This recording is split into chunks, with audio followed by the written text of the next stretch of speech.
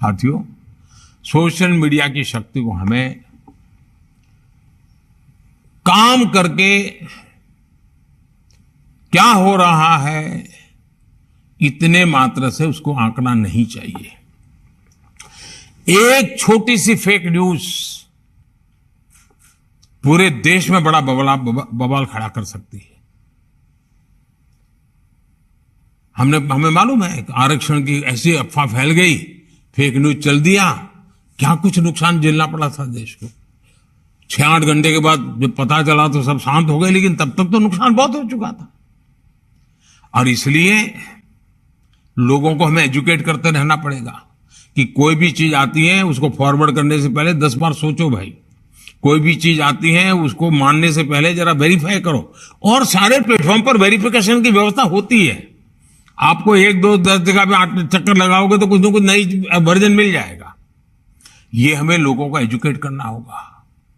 हमें ऐसी fake world से ड्रिवन सोसाइटी, उसी से डरी हुई सोसाइटी, उसी से ड्राइव होने वाली सोसाइटी, इसके बीच में एक बहुत बड़ी शक्ति हमें खड़ी करनी होगी, टेक्नोलॉजिकल शक्ति खड़ी करनी होगी। साथियों, सिविल डिफेंस की आवश्यकता है। और जैसे अभी अमित भाई बता रहे थे, भाई कुछ चीजें हैं जिस पर हमारा ध्यान अभी हट रहा है। अमित भाई ने सही चीजों को पकड़ा है। आप लोग भी चिंतित, ये जो अनेक दशकों से चली हुई चीजें हैं, इसका बहुत उपयोग है। स्कूल कॉलेज में भी इसको हमने सिविल डिफेंस से विषय हो, प्राइमरी हेल्थ वाले विषय हो, ये जो चीजें होती हैं जो पहले भी करते थे हम लोग, फायर फाइटिंग की व्यवस्था में पहले भी करते थे, इसको हमने सहज स्वभाव बनाना चाहिए। और मैंने तो कहा है हर नगर पालिका, महानगर पालिका में सप्ताह में एक दिन किसी स्कूल में जाकर के फायर फाइटिंग के क्षेत्र के लोग और पुलिस ने जाकर के ड्रिल करनी चाहिए। तो स्कूल के बच्चे देखेंगे तो उनका भी एजुकेशन हो जाएगा, जो सिस्टम है वो भी उनकी ड्रिल और प्रैक्टिस होती जाएगी। अगले हफ्ते दूसरी स्कूल, फिर एक स्कूल का 10 साल में एक बार बारी आएगी बड़े शहर में तो। लेकिन हर पीढ़ी को पता चलेगा भाई सिविल डिफेंस के संबंध में, फायर फाइटिंग के संबंध में ये सारी ड्रिल नागरिकों को करनी होती है।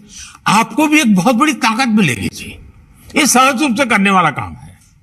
साथियों, बीतों वर्षों में आतंक के ग्राउंड नेटवर्क को ध्वस्त करने की में सभी सरकारों ने बहुत जिम्मेवारी के साथ उसकी गंभीरता को समझ करके कुछ न कुछ करने का प्रयास किया है। कहीं पर शायद सफलता पहले मिली हो, कहीं देर से मिली हो, लेकिन हर एक को इसकी गंभीरता में आज समझाना पड़े ऐसा नहीं है। अब हमें ताकत को जोड़ करके इसको हैंडल करना है जी। इसी प्रकार नक्सलवाद के हर फॉर्म को हमने पराजित करना पड़ेगा जी। बंदूक वाला भी है और कलम वाला भी नक्सलवाद है। हमें इन सब का काट निकालना पड़ेगा जी। हमारी युवा पीढ़ी को भ्रमित करने के लिए ऐसी बचकाना बातें कर करके चल पड़ते हैं लोग, और इतना नुकसान देश को हो रहा है और आने वाले दिनों में कोई संभाल नहीं पाएगा जी। और इसलिए हमने जैसे नक्सल प्रभावित जिलों पर फोकस किया है, उसी प्रकार से उन्होंने अब अपना इंटेलेक्चुअल दायरा उन जगह पे पहुंचाने का प्रयास किया है जो आने वाली पीढ़ियों में विकृत मानसिकता पैदा कर सकते हैं, एक दूसरे के प्रति द्वेष पैदा कर सकते हैं, इमोशनल चीजों को आउट ऑफ प्रोपोर्शन उछाल करके समाज के अनेक टुकड़ों में खाई पैदा कर सकते हैं, बिखराव पैदा कर सकते हैं। देश की एकता और अखंडता, सरदार वल्लभ भाई पटेल हमारी प्रेरणा हो, हमें ऐसी किसी चीजों को देश में चलने नहीं देना है जी। लेकिन बुद्धिपूर्वक करना पड़ेगा, समझदारी से करना पड़ेगा। हमारे फोर्सेज में भी ऐसी एक्सपर्टाइज तैयार करनी पड़ेगी। किसी राज्य में कोई घटना घटी है तो हमारे टॉप एक्सपर्ट को वहां स्टडी के लिए भेजना चाहिए। जरा जाओ 3 दिन वहां रह के आओ, वहां पर हुआ है तो उन्होंने कैसे हैंडल किया था, मामला कैसे पनपा था, उससे हम सीखते हैं। सीखने के लिए हमने लगातार कोशिश करनी चाहिए।